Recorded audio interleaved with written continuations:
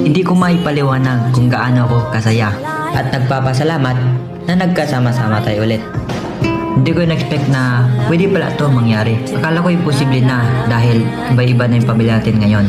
Hindi ko pa rin naramdaman na iba ako sa kanila. Tandaan nyo, mahal na mahal ko kayo. At higit sa lahat, Mami, Daddy, maraming salamat po sa pagkakataon.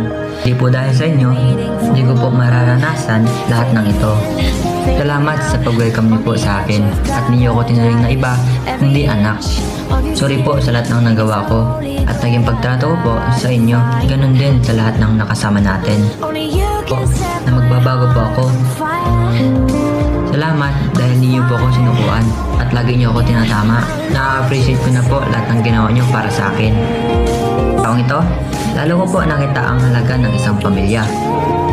Sana bigyan natin ng halaga at mahalin natin ang mga magulang natin, pati ang mga taong nagmamahal at nagmamalasakit sa atin.